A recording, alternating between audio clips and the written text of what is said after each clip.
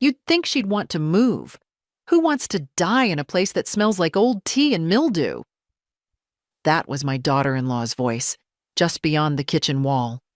Clear, sharp, coded in the kind of politeness that always made me feel like a charity case. She built her life here, my son replied, low and unsure. But not unsure enough. Then came her sigh. We'll talk to her tonight. It's time. I stood by the sink, my hands wet, the tea towel crumpled in my fingers. Outside, the maples were turning gold, and the wind tapped politely on the window pane, as if asking permission to rattle what was left of my peace. They thought I couldn't hear, that I was too slow, too soft, too old. I'd raised that boy with scuffed knees and a crooked smile. Built this house with my husband, beam by beam, paycheck by paycheck. Every inch of it bore the imprint of our hands. And now they wanted me out. Out of the blue chair, the kitchen, the life I had made. That evening, they came with cake. Homemade, too sweet. Carla sat across from me with that nurse's smile she'd perfected. My son, Michael, hovered behind her, eyes darting like a man trying to escape a conversation he'd already started. We were thinking, she said, slicing the cake too neatly. This house is lovely, but it's so much work. Maybe it's time to think about somewhere easier. I smiled. That old kind of smile, the kind women wear like armor. Is it? I asked. Seems like it's you who's tired of visiting, not me who's tired of living here. Michael winced. We only want what's best, he mumbled. I let the silence stretch. Let them feel it. What's best? I repeated. How generous. The next morning, the plumber came. A man I'd never seen before, tall and brisk with clean boots. Said the water heater needed inspecting. Carla fluttered around, saying something about preventative maintenance. I nodded, but I didn't miss the way she stood between me and the hallway while the man made his way downstairs. After he left, the basement door creaked closed behind him and locked. Oh, it's just stuck, Carla said, laughing too brightly. Old hinges. We'll get it fixed tomorrow. But I saw the key in her hand. That night, I sat in the blue chair by the cold fireplace. The house felt different. Not haunted, just claimed. The kind of quiet that comes when something's been taken without asking. I brewed a single cup of tea and thought about the safe in the basement. The one they'd probably forgotten was mine. Built into the concrete, hidden behind old shelving. My husband put it there the year Michael was born. It's not for the money, he said. It's for what matters. What matters? I remembered the combination like I remembered the sound of his laugh. 10-3-18, our anniversary. Upstairs, I heard them talking again. Soft. Urgent. She'll come around, Carla said. It's for her own good. Michael said nothing. I knew that silence. I'd heard it when his father was dying. The kind of silence that meant, let someone else decide. I'll just nod. I took another sip of tea, let it settle on my tongue. The cup warmed my palms, but I was already cold. The next morning, the lock on the basement was changed. A keypad now. Carla offered no explanation, just a smile and a tap on my shoulder. We're just making a few upgrades, Mom. Don't worry. She'd started calling me Mom again. Last time she did, that was when she wanted money for the sunroom. I nodded. I didn't ask questions. But I started counting steps, watching routines, and waiting. Not with fear, with clarity. You see, they thought the house made me fragile, but they forgot. I made this house. The morning sun slid through the curtains in lines, like quiet bars across the floor. I stayed in bed longer than usual, pretending to be stiff, slow, more tired than I really was. Let them think I was fading. It made them careless. By the time I shuffled into the kitchen, Carla was already in her yoga gear, flipping through her phone like it might suddenly whisper purpose into her life. Michael stood by the new keypad at the top of the basement stairs, tapping something in. He glanced at me, then back at the numbers. The beep of the lock disengaging was too loud in the hush of morning. I poured my tea slowly. 1 bag, 1 sugar, no milk. The same way I'd made it since 1969. New lock? I asked, not looking up. Michael flinched, just a little. Oh, yeah, it's temporary, for safety. Whose? He didn't answer. Carla piped up, cheerful as paint fumes. There was a break-in down the street last week, remember? It's just a precaution, and we're keeping tools down there. Don't want accidents. I nodded, stirred my tea without drinking it. Good to know I'm safer in my own home. The house was too quiet. I could feel the shift in air, the echo of something missing. My keys were gone from the hook. The drawer where I kept the little box of old checks was locked. They weren't trying to help me. They were preparing something. Something they didn't want me interrupting. That evening, Carla cooked dinner for the first time in weeks. Something with lemon and herbs and too much salt. She set the table with cloth napkins and real plates, the ones we only used for guests. Or guilt. Michael poured wine. To your health, he said. I raised my glass, watched them over the rim. Did the plumber fix the water heater? I asked. Carla smiled too quickly. Oh, yes, all sorted. Strange, I said. I didn't hear him leave. Neither of them spoke. That night, I walked the house in slippers, the kind that make no sound. Checked windows, doors, the little gaps they'd forgotten to close. The keypad on the basement glowed faintly green. I tried 1, 2, 3, 4. Nothing. Of course. In the laundry room, I found the box of my old clothes Carla had accidentally packed up last winter. She'd said the attic was too crowded. I guess now I knew why. In the bottom of the box, wrapped in a soft shawl, was the flashlight I'd bought years ago after the power went out for 3 days. Still worked.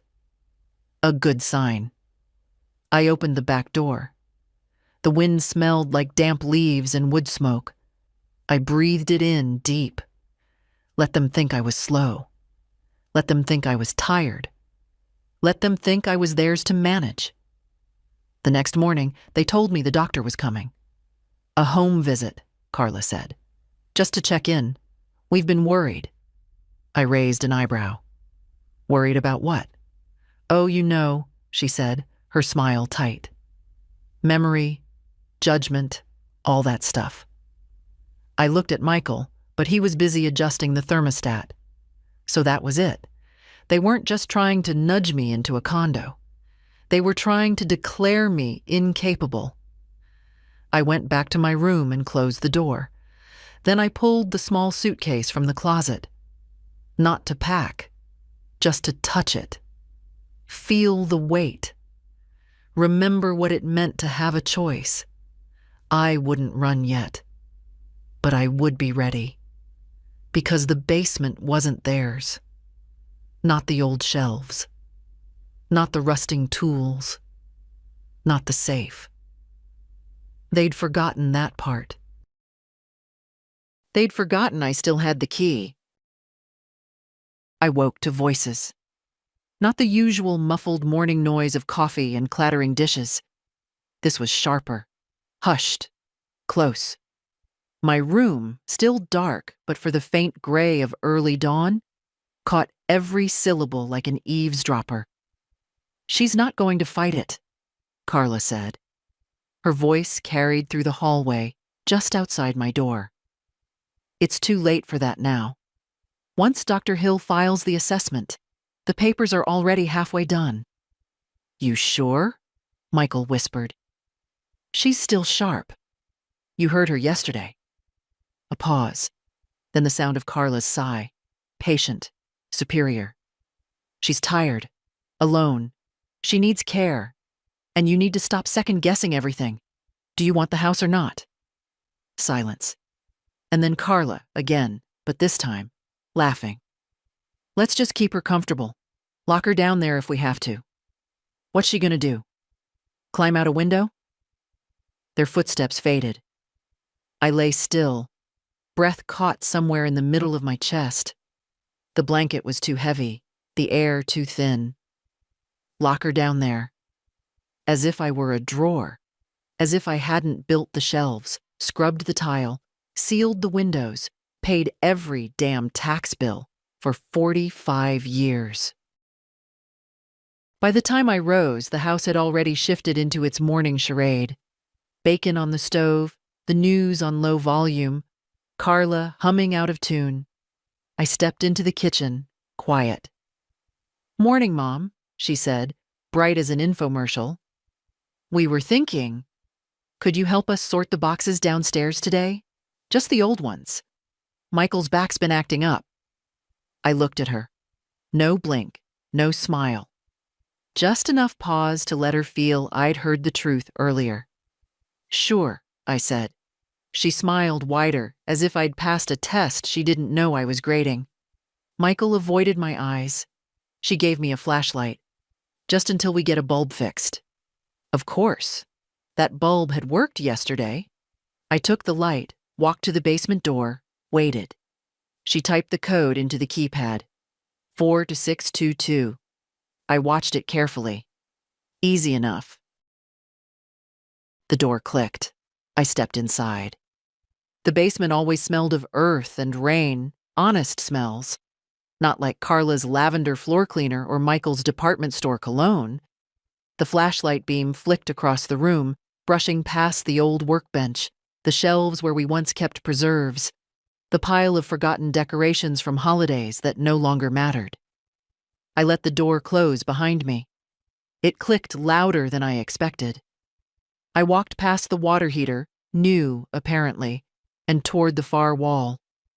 The light flickered once. I tapped it. It steadied. The safe was still there. Old, square, iron gray, half covered in a sheet that had yellowed with time. I knelt slowly. My knees groaned. My hands didn't. The dial was cold, comforting. My fingers remembered the turn, right to 10, left past 10 to 3, right to 18. Click. The hinges stuck slightly, then gave. Inside, the envelope was exactly where it had always been, the one he'd left. My husband.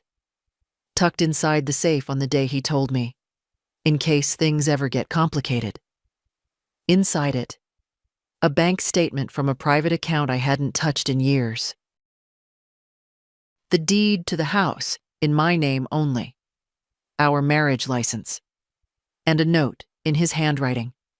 If they forget who you are, remind them. Beneath it all, in a small leather pouch, the key to the deposit box, the one no one but me knew about. I sat back on the floor, let the flashlight rest beside me. Upstairs, footsteps passed, then laughter. I held the envelope tighter. They'd built a plan around my silence, but I still had a voice, and a basement full of truth. They hadn't been down here in years. Not really. They'd thrown things, stacked boxes, sent the plumber, sure. But none of them had ever looked closely. Not like I had, 100 times before. The basement was where we kept what we couldn't bear to throw away, and what we were afraid to keep upstairs. I sat cross-legged on the concrete floor with the flashlight balanced on an old paint can. The safe lay open beside me. The air was cold, but my palms were warm from holding the envelope. I pulled out the contents one by one, laying them in a neat row like pieces on a game board. Deed, bank account, marriage license, life insurance. A faded photo of me and Robert at the front steps, his arms slung loose around my shoulder, both of us squinting into the sun, laughing at something the photographer had said. I must have been 35. God, my hair. They thought the house was theirs. They thought I didn't know how signatures worked or what joint tenancy meant. But Robert had been smart, careful, protective in ways I hadn't appreciated fully until now. When he bought the place from his uncle, he kept the title in my name. Said it was insurance. Men die sooner, he told me once, over coffee. I'd rather you own the roof over your head than have to ask anyone for it. I'd called him paranoid at the time. Now I called him right. The flashlight dimmed for a second, the battery warning me to hurry. I took out the battery pack and flipped them, just enough to squeeze a bit more time, a trick I learned during hurricane season years ago. In the corner of the safe was a rusted tin box, one of the old biscuit tins with the painted flowers on top. I almost didn't recognize it. Inside, keys. Old car keys, keys to the church, the shed, and one brass one I didn't know. Taped to the inside of the lid was a slip of paper. P.O. Box 119, still active. Keep the lease paid. R. I sat back. The P.O. box. I remembered going there with him once years ago when he said he had something personal to mail. After he died, I assumed it had lapsed, but the box number was familiar. I'd kept up the small payments without thinking, like paying for the plot at the cemetery. I looked around the basement. Everything suddenly looked different. Not like junk, like preparation. The folded suitcase in the corner, the fireproof lockbox with our old IDs, the metal cabinet that used to hold paints but now held, yes, stacks of envelopes labeled in Robert's tidy hand. Property tax 2015-2022. Bank copies 4L. They'd locked me in the wrong room. Above me, muffled footsteps. The rhythm of two people moving at ease, not expecting resistance. A pan clanged. Carla laughing again. She always laughed louder when she was hiding something. I moved quickly now, organizing. The marriage license, the deed, and the bank statement went into the lockbox. So did the brass key. I took out the suitcase and laid it open on the table. Still solid, still with the tag from our trip to Savannah in '96. From a shelf, I pulled the sweater I'd stored for winters. Deep green wool, too warm for upstairs, but perfect for travel. And under it, a shoebox with my old leather wallet and a burner phone Robert had given me the year before he died.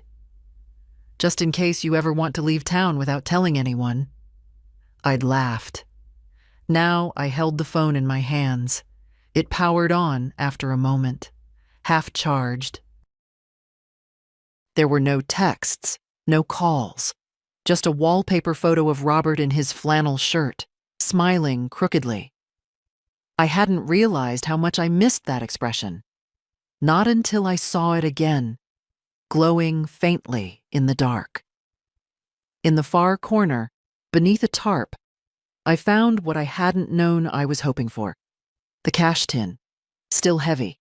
Inside, 20, 50, and $100 bills in banded stacks, wrapped in rubber bands gone soft with age.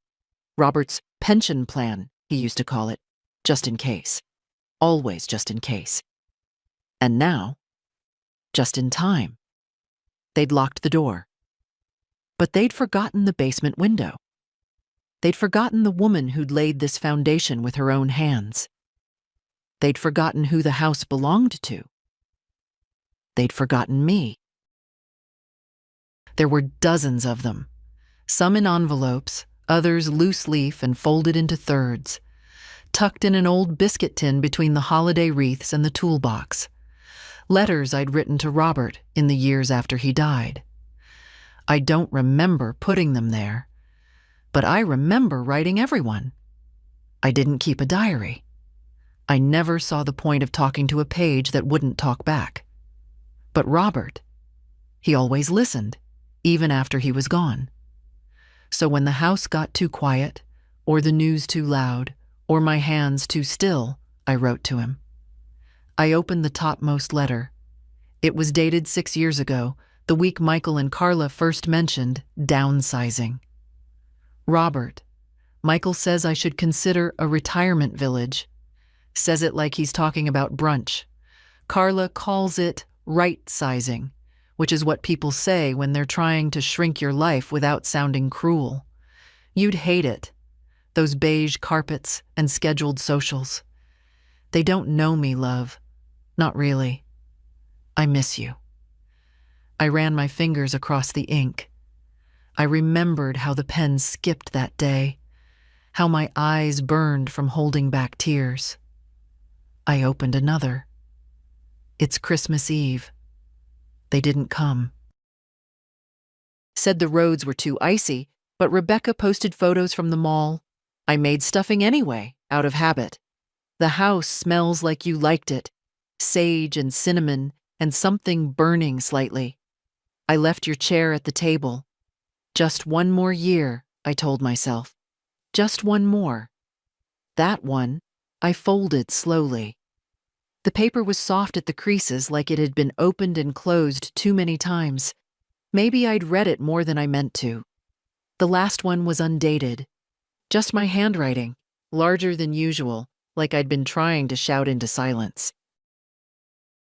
They want the house, not the stories in it. Not the dinners, the scraped knees, the sleepless nights. Just the square footage, the value, the equity. They see me as a placeholder, an obstacle between them and what they think they deserve. You'd tell me to stand up straight. I'm trying. God, I'm trying. I folded them all and tied them with a ribbon I found in the drawer next to the fuses. Gold, crinkled, from one of the last presents he ever wrapped. Then I placed the bundle back in the biscuit tin and slid it onto the top shelf behind a stack of old curtains. I wouldn't take them with me. They belonged here, with the walls that had heard me cry, with the pipes that had creaked through every sleepless night. This house held my sorrow, yes, but it also held my voice, and I was done whispering. I took the cash, the documents, the phone, and the key. I packed the green sweater, the lockbox, a change of clothes, a photo of Robert, and my will. It wasn't dramatic. No shaking hands, no quivering breath, just stillness, quiet certainty, like packing for a trip I'd known was coming, even if I didn't know when. At the bottom of the suitcase, I slipped in a note. Not for them to find right away, no. For later, when they came looking. To Michael and Carla, this house is not yours. It never was. Neither was I. You locked the wrong door. You built your life on the assumption I wouldn't notice. I did. And now I'm gone. L. I set the suitcase beside the basement window, opened it gently. The latch still worked. The glass was cold. Outside, the wind had picked up, scattering leaves across the lawn like warnings. I stood a while in the dark, listening to the hum of the water heater, the ticking pipes, the muffled thump of footsteps above me. Then, I reached for the small step stool Robert had built when I was pregnant with Michael, carved initials still visible beneath the paint. And for the first time in a long time, I climbed. The step stool held steady beneath me, creaking just once as I hoisted the suitcase onto the ledge of the basement window. The frame groaned when I pushed it open, swollen from age and weather, but not locked. They hadn't bothered. The air outside hit me like a splash of cold water, sharp, earthy, clean. I hadn't realized how stale the house had become. Or maybe it wasn't the air. Maybe it was me, finally remembering what breath should feel like. I knelt slowly, testing the strength of my arms, and pushed the suitcase through the window. It landed on the mulch below with a dull thud. I followed carefully, one leg out, then the other, my palms gripping the stone edge like I was crawling back into myself. The yard was still. The neighbor's dog barked once in the distance. Lights glowed from inside the house, soft and oblivious. Carla was probably finishing her glass of wine, telling Michael for the third time how hard this has been on all of us. They wouldn't notice my absence until morning. And even then, they'd assume I'd wandered off. Confused? Lost? They'd underestimate me one last time. I crouched in the shadow of the bushes, pulled my coat tight, and made my way along the side of the house toward the garage. The key was still under the ceramic frog, the one Robert bought as a joke. Ugly thing, chipped now, but loyal. The door creaked when I opened it. I froze. No movement inside. In the far corner beneath a tarp sat my old bike. Not the one Carla bought to look casual at the farmer's market, but my real one. The one Robert fixed every spring. The one I rode before knees and years got the better of me. I didn't need it tonight. What I needed was in the cabinet above it. The fireproof box. Another of Robert's just-in-case ideas. Inside, my birth certificate, his death certificate, the title to the old camper we sold years ago and tucked in a plastic sleeve, the number of a lawyer we'd met just once. A quiet man with a slow voice and a sharp mind. "You'll know if you ever need him," Robert had said. I knew now. I stuffed the documents into the side pocket of my suitcase, closed the garage, walked down the driveway slow, steady, like any neighbor taking a late stroll. No rush, no drama. At the corner of the block, I stopped and turned. The house stood quiet. No alarms, no lights flipping on, just shadows behind curtains. I thought I might feel something. Grief, regret, fear? But there was only a dull ache in my knees and a tight, fierce calm in my chest. I flagged down a cab with a wave. The driver was young, too distracted to ask questions. I gave him the address of the motel near the train station, the one with paper-thin walls and flickering signs. Perfect for disappearing quietly. As we drove, I watched the streets roll by. The florist I used to visit. The church where Michael was baptized. The diner where Robert and I shared pie on Sundays. Familiar places that now looked like memories I'd already let go of. When we stopped, I paid in cash. No names, no card, just a nod and a thank you. Inside the motel room, the air was cold. The sheets smelled like bleach. The lamp buzzed faintly when I turned it on. But it was mine, for tonight, at least. I set the suitcase on the bed and opened the lockbox. The documents were still there. I picked up the phone and dialed the number. It rang 3 times before a voice answered.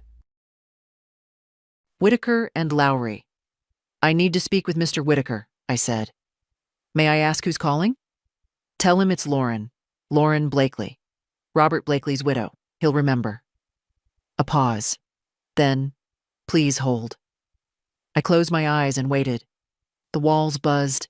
The light hummed. The world turned. Then his voice, older but still precise. "Mrs. Blakely." "I'm ready," I said, "to change everything." The motel room smelled like old carpet and lemon cleaner. I sat on the edge of the bed with the phone still in my hand, listening to the dial tone after Mr. Whitaker hung up. He hadn't asked many questions, just the necessary ones. He'd meet me tomorrow, noon sharp. He said he was glad I called. I believed him. The heater in the wall rattled to life.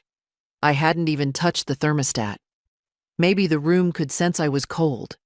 Or maybe Robert was still looking out for me in strange ways. I pulled my suitcase onto the bed and laid everything out. The deed, the bank statements, the letter from Robert, the key to the P.O. box, the cash, the burner phone. My new will would need copies of everything. No loose ends. I wasn't scared anymore. I wasn't even angry, just clear.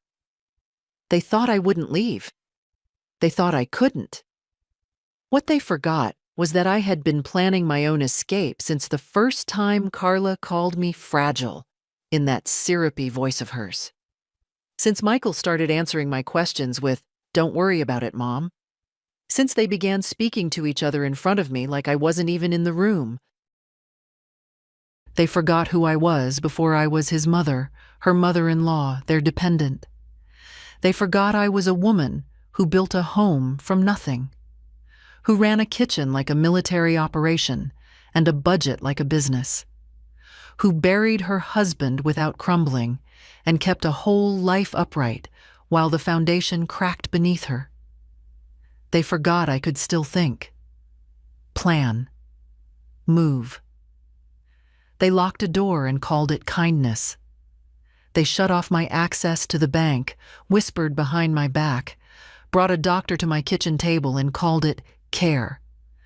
But what they really did was underestimate the one person in that house who remembered every single drawer, every creaking floorboard, every hiding place built by love, not greed. I stood up, stretched. My body ached, but it was a good ache, the kind that tells you you've done something that matters. I flipped the burner phone open again, scrolled to the contact marked simply E. Eloise. Not my granddaughter. Not in this version. This was Eleanor, my oldest friend, the one who lived 2 states over. The one who'd once said, "If you ever need to disappear for a while, my guest room has your name on it." I dialed. It rang twice. "Lauren?" she answered, her voice warm with surprise and caution. "Is everything?" "I'm cashing in that offer," I said. "Do you still have that guest room?" A pause. "Of course I do," she said. "And I just made chili." We laughed. After we hung up, I sent one message from the burner phone. Just one. To Carla and Michael. Message: I see you've noticed the silence. No, I haven't wandered off. No, you don't need to file a report.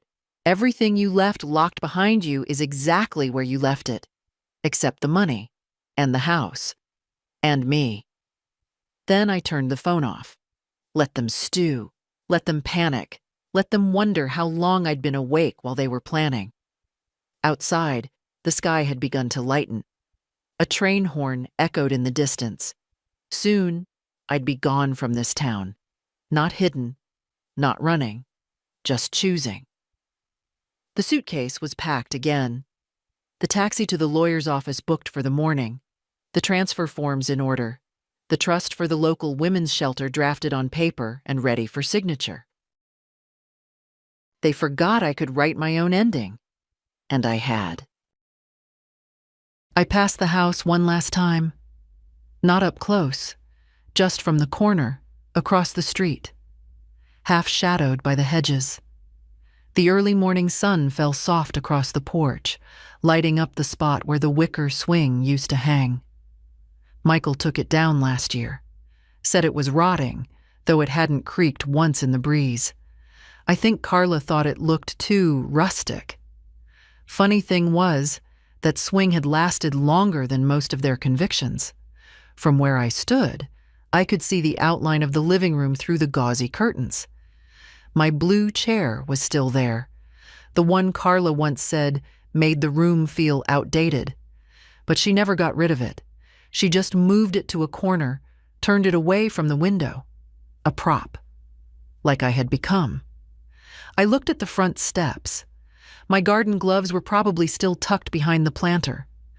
The climbing rose I'd coaxed for 12 years was trimmed back too far, its vines raw and unsure.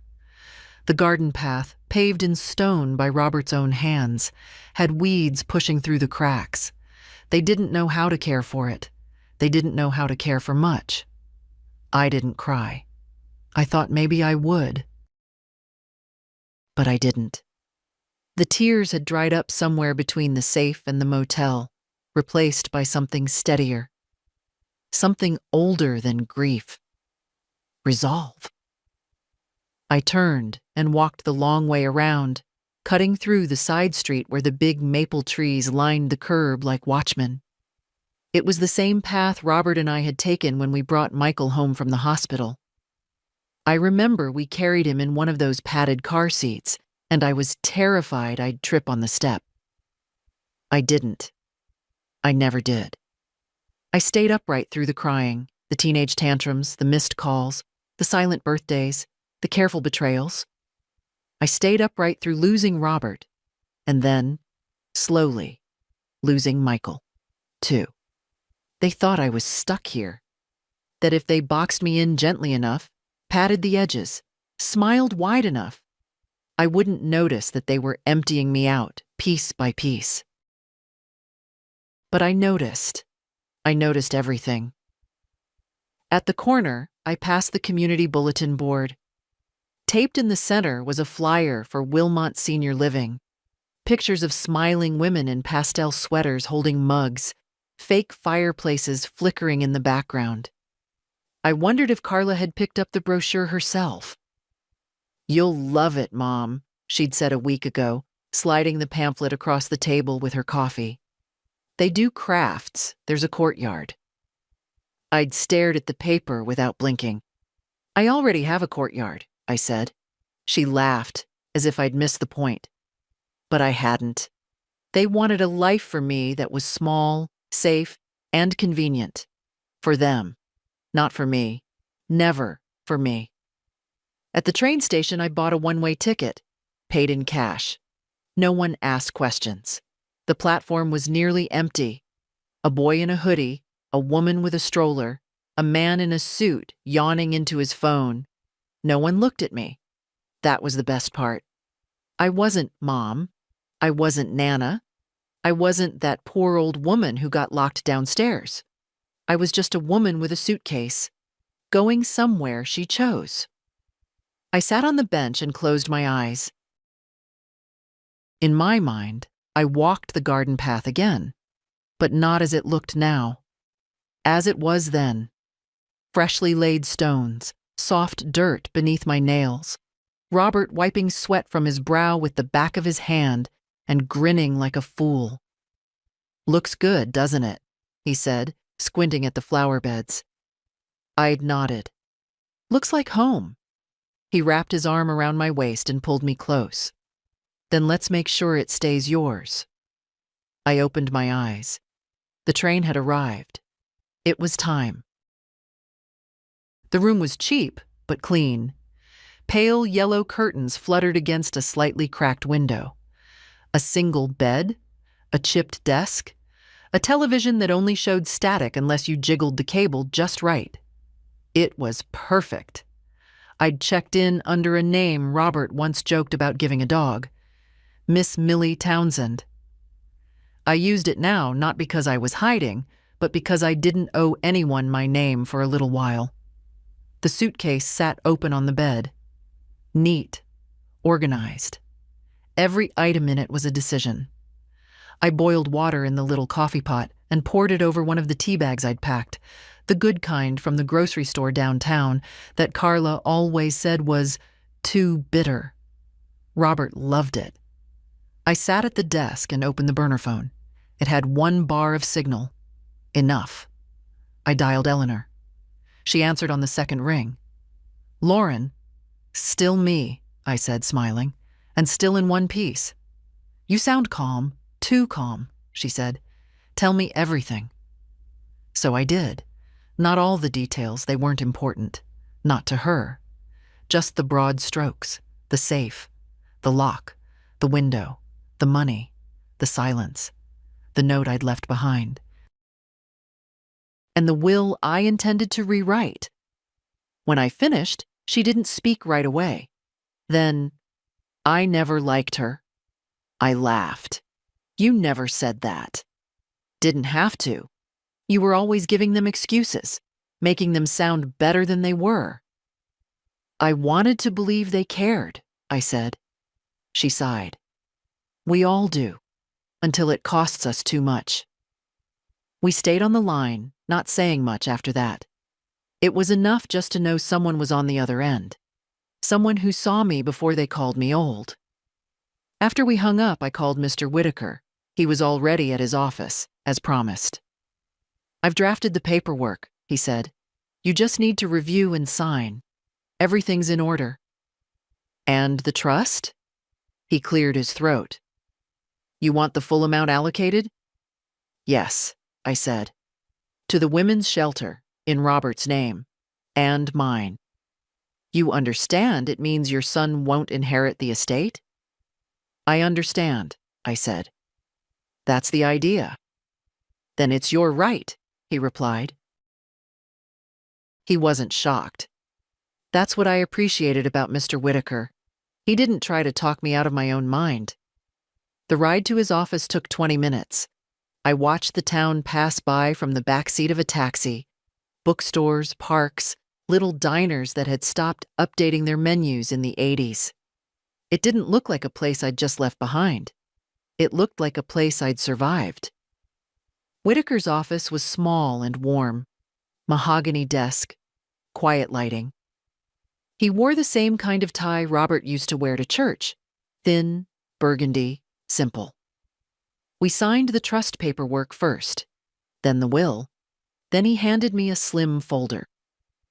"This is your legal statement of capacity," he said. "In case anyone tries to challenge what you've done, I had Dr. Myers review your records." I raised an eyebrow. "Carla brought in someone else." "She tried," he said.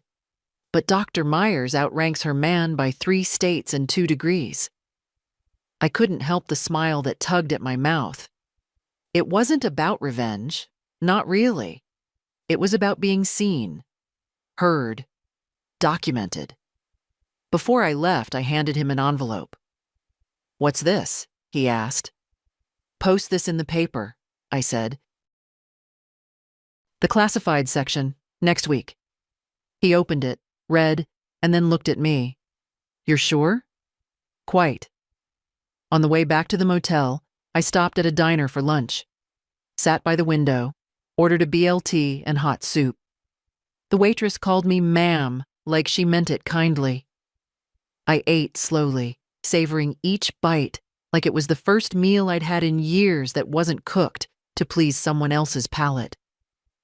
Back in the room, I took off my shoes and lay on the bed. I didn't nap. I just stared at the ceiling, breathing, free. Mr. Whitaker's office was nothing like the cold, modern places Carla loved. No glass walls, no espresso machines hissing in corners, no fake plants in geometric vases. Just dark wood, heavy curtains, and the smell of paper that had been sitting undisturbed for decades. "I wasn't sure you'd really come," he said, motioning toward the leather chair across from his desk. "I wasn't sure I'd make it," I answered, easing myself down. "But here I am." He gave a tight smile and passed me a glass of water. "I reviewed everything you sent. The documents are strong. The title is clean. Your ownership is indisputable." I nodded. Robert made sure of that. "Smart man," Whitaker said. He was, and suspicious by nature, which I used to think was irritating. I paused. Now I think it saved me. He flipped open a folder, his long fingers adjusting each paper like they were cards in a careful hand. "We've prepared a revocable trust. Everything in your name will transfer to it immediately. You're the trustee. The shelter is the beneficiary." "And Michael?" I asked. "What happens when he comes knocking?" Whitaker didn't hesitate. "He'll have no claim. Once it's signed, the assets are protected. Even if he contests the will later, the trust isn't part of the estate.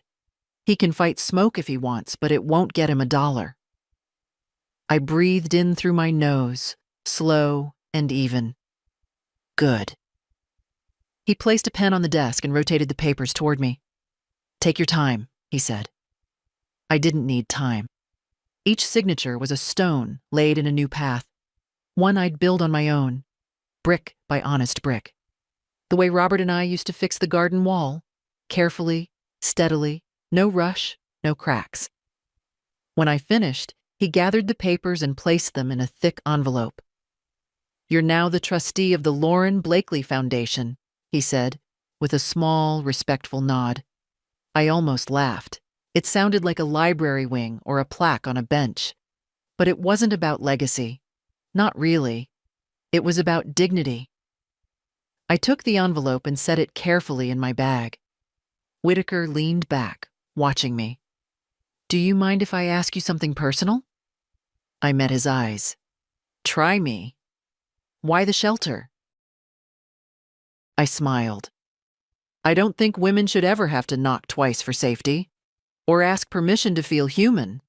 And I don't think getting older should mean becoming invisible." He nodded slowly. "You've thought this through." "I had time," I said. "Locked in my own basement." That made him blink, but he didn't ask. Maybe he already knew. As I stood to leave, he handed me a business card. "In case you need anything else, or if anyone shows up making noise." "Let them knock," I said. "There's nothing left in that house they can take."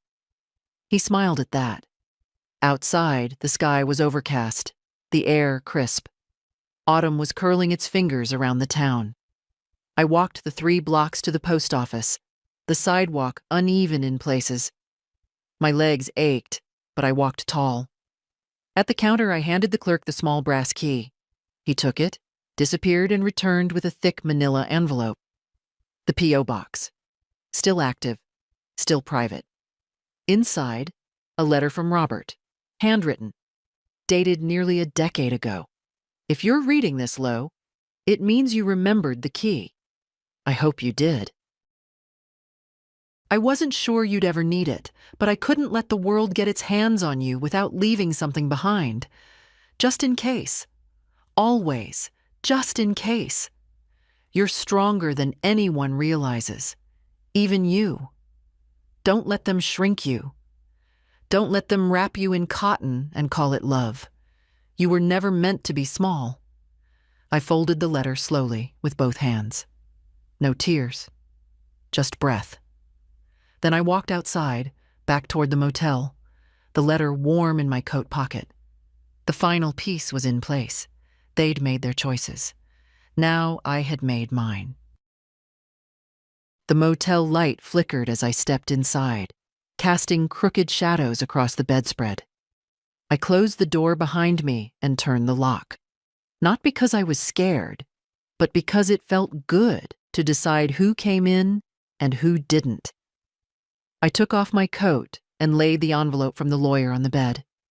Then I sat down slowly, pressed my palms to my knees, and breathed. It was done. The will was rewritten.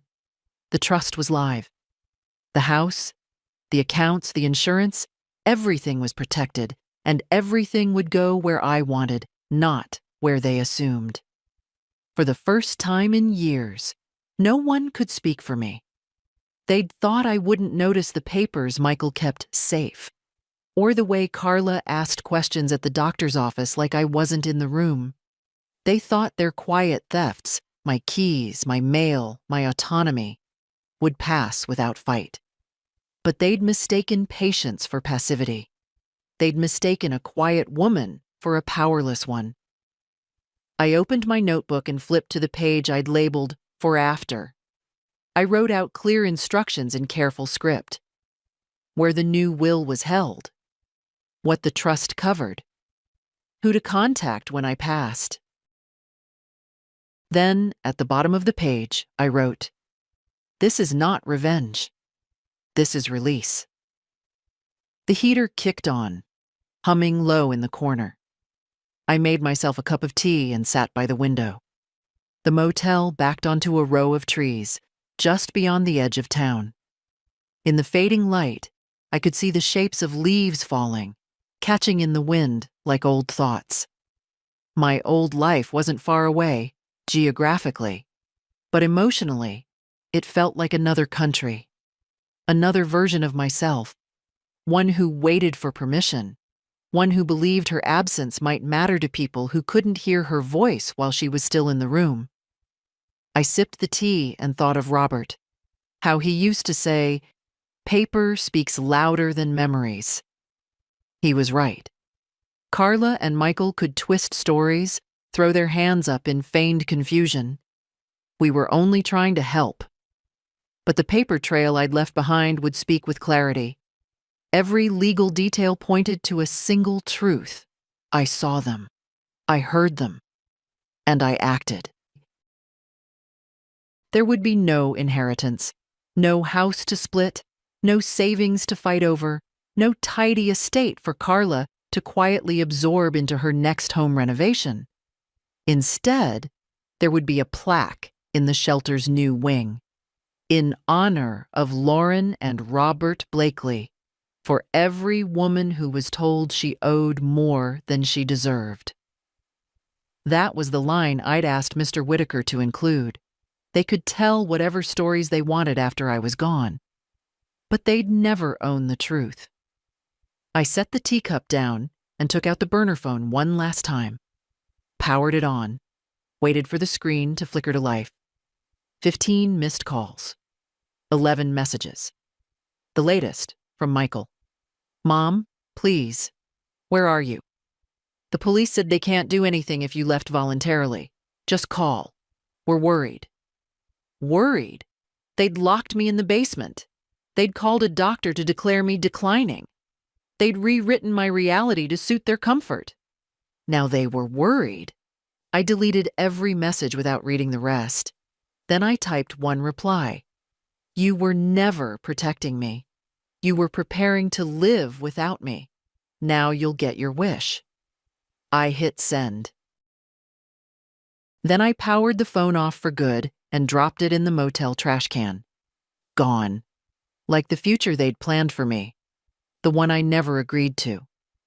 I stood, stretched, and opened the window. The air was crisp, alive, full of motion.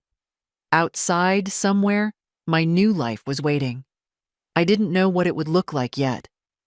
But I knew one thing. It would be mine.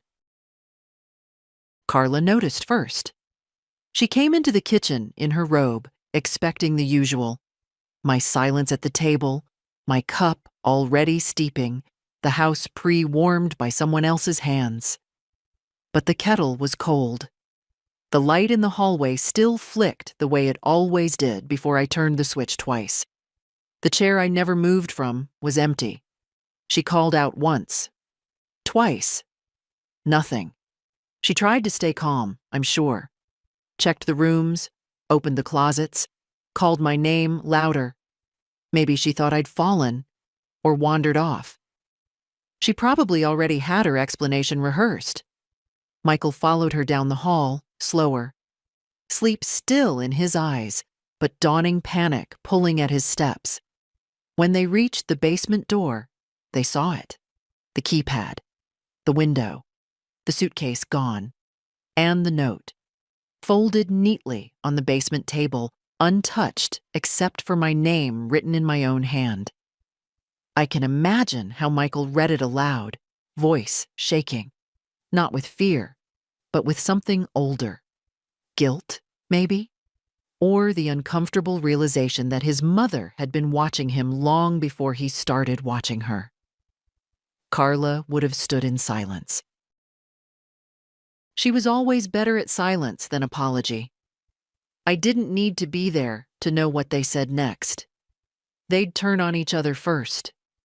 You were supposed to be watching her. You said the door was secure. You told me she wouldn't understand. You told me it was best for her. They would say best like it was a fact, like it had weight, like it could excuse the slow theft of someone's life. They would call the police. They would be told, kindly, that no crime had been committed, that an adult woman, fully competent, had the right to walk out of her home, that no report could be filed for someone who had simply chosen a different address. They would try to access my accounts and find them empty. They would call the bank, ask for explanations. They would be told politely that no information could be shared. They would look for the will and find the old one gone. They would call the lawyer. And Mr. Whitaker, always so calm, would say, "I'm not at liberty to discuss that with you." They would sit at the kitchen table, the one I scrubbed every Saturday for 40 years, and realize that they had miscalculated something. Someone. Not a number, not a date, not a signature, but me. The person they thought they could manage. Quietly, softly, kindly. The person they thought they could turn into a box they checked, a room they cleaned, a liability they contained. I had left the door open on purpose. The basement window.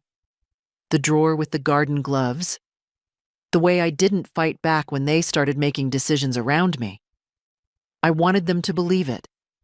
All of it. Because sometimes, when people think you're gone, they stop hiding. And when they stop hiding, they give you everything you need to walk away clean. They'd never get the story right. Not fully. Maybe they'd say I ran, that I was confused, that grief finally caught up with me. But I didn't run. I walked. Out the door, into the garden, down the same path Robert laid stone by stone. And when I reached the street, I didn't look back. Because I didn't leave my home. I took it with me. The newspaper came out on a Thursday. Second section, bottom half of the page, under the classifieds and above the obituaries. No color, no headline, just a block of text and a small signature.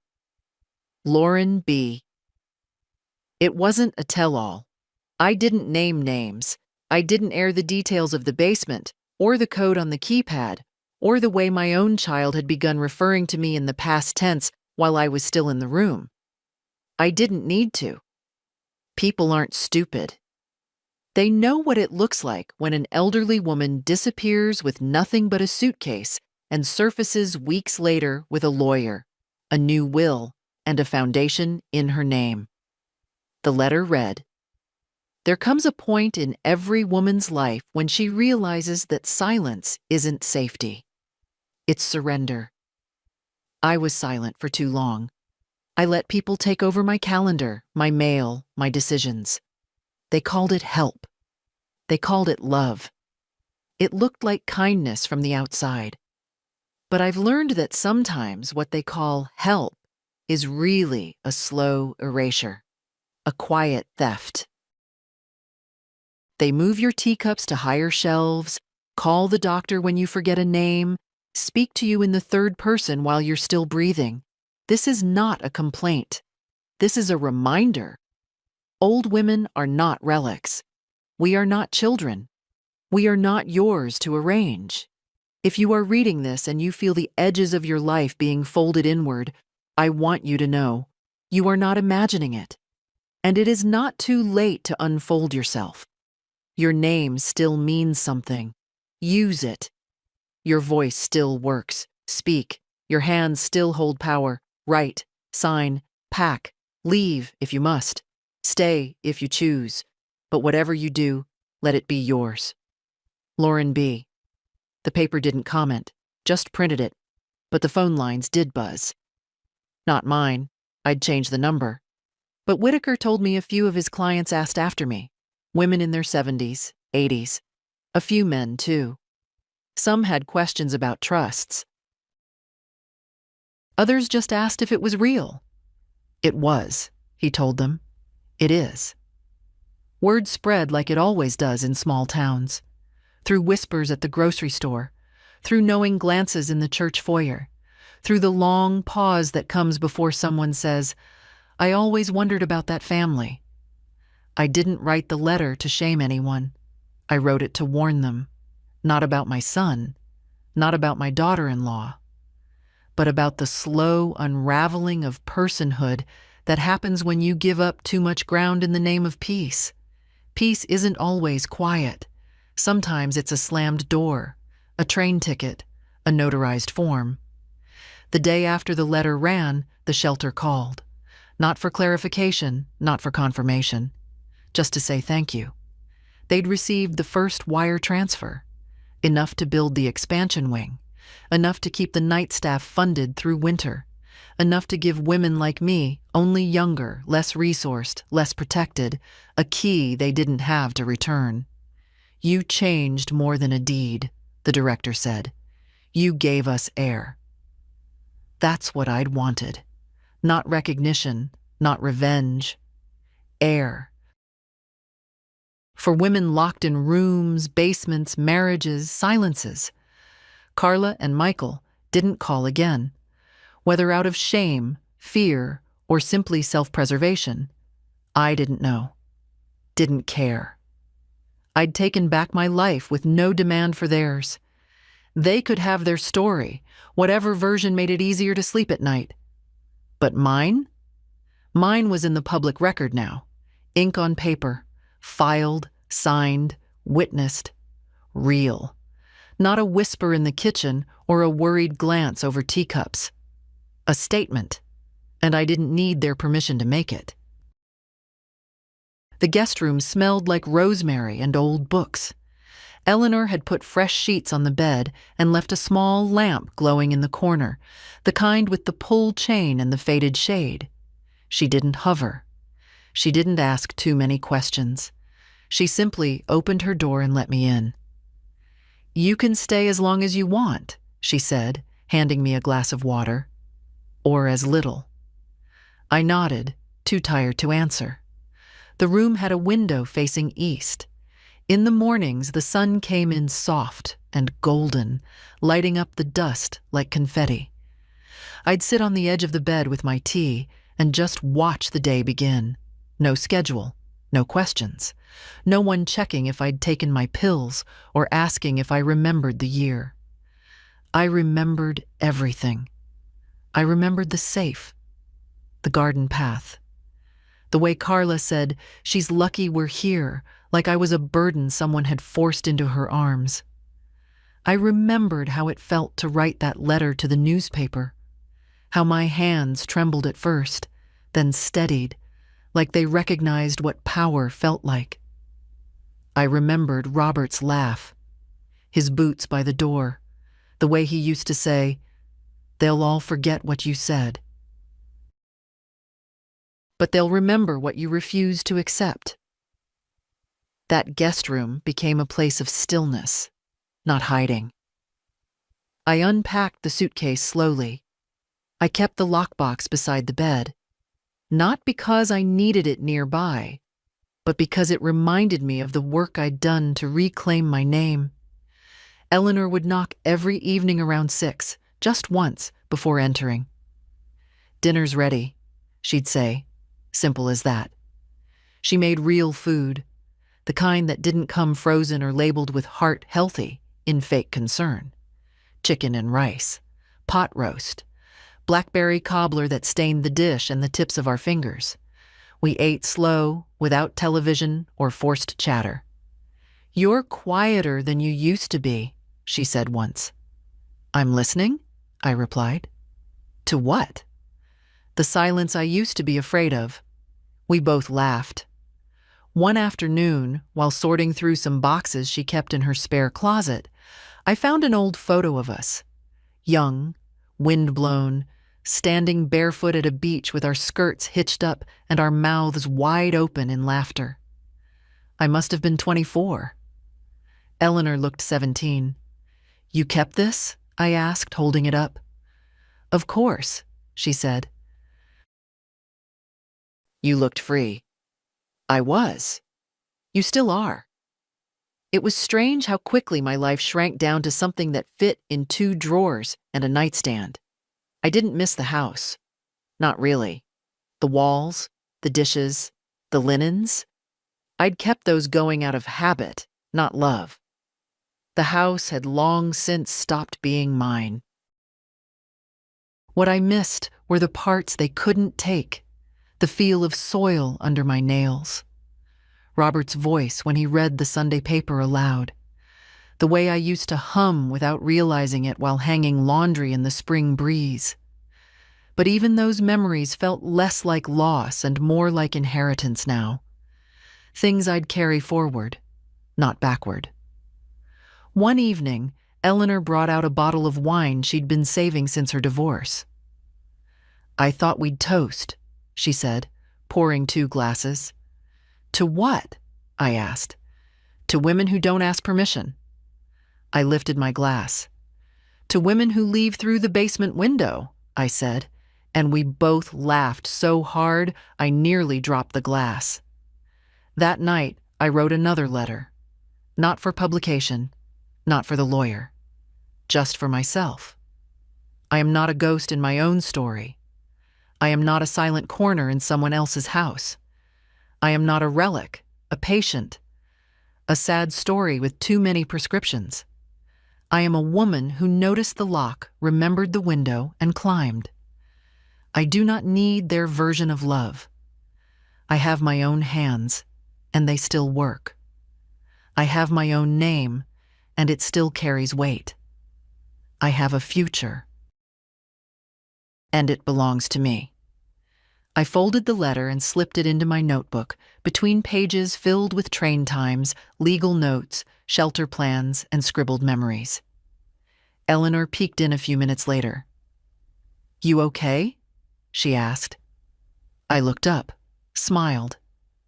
"Better than I've been in years?" She nodded and closed the door gently. And for the first time in a very long time, I slept without waking. Not because I was safe, but because I knew I was the one who made it so. Before I left, I walked through every room of that house. Not just the basement, all of it. The bathroom where I nursed Michael through the flu. The kitchen drawer where I kept Robert's army tags. The closet shelf with the baby blanket. Carla pretended not to notice when she packed my winter coats. I took almost nothing. The lockbox, my documents, the letter Robert left behind, the photo of us by the garden path, and one small thing Carla had always hated, the ceramic bluebird from the windowsill. She said it was tacky, but Robert gave it to me the day we moved in. Said it was a symbol of peace, but only the kind you earn. That little bluebird sat in my suitcase, wrapped in a dish towel, while I rode the train out of town. Now it lives on the bedside table in Eleanor's guest room, just beside the lamp. Some nights, I catch the light glinting off its wing and feel something settle inside me. Not nostalgia, not sadness. Something steadier, like breath. It's not about the object. Not really. It's about what they didn't take from me. My memory. My ability to choose. My voice. They tried. They circled me gently, like decorators stripping a room. First the curtains, then the books, then the photographs on the wall. All in the name of improvement, efficiency, safety. But the last thing I took before I left was none of those things. It wasn't a paper or a password. It was my dignity. That's what I carried out through the basement window. And that's what I'll carry until the end. It's been 2 months now. The foundation is up and running. The check cleared. The new wing will be called the Blakely House. I asked them not to put a photo on the wall, just a single plaque, small and simple, by the door. For those who were told to shrink, may you always expand instead. Eleanor drives me to the shelter every Thursday. I sit with the women in the intake room, listen to stories I already know by heart. Not because I lived their lives, but because we all recognize the language of being made small. One woman, maybe 30, asked me why I did it, why I gave up everything, why I didn't just let them win. I told her, because they didn't ask. They assumed. And I've lived long enough to know the difference. She nodded, slow. Then hugged me so tightly I nearly lost my balance. They think we grow more fragile with age, that we forget how to act, how to stand, how to shout. But I didn't forget. I just waited until I had something worth shouting for. And when I did, it wasn't loud. It was steady. A signature. A door left open. A key turned in silence. I won't live forever. I know that. My bones remind me every morning. But I will live the rest of my life as someone awake. As someone who remembers how to walk out of a place that mistook her for furniture. Carla and Michael haven't reached out again. I don't expect they will. Maybe they're ashamed. Maybe they're afraid. Or maybe they're just confused that the woman they tried to put in a corner is now funding a shelter, writing articles, laughing with strangers over coffee in a kitchen they'll never visit. Whatever story they're telling about me now, it's theirs to carry. Not mine. Mine is already written, and it ends with a truth so simple it feels like breath. They locked the door, but I still had the key, and I used it.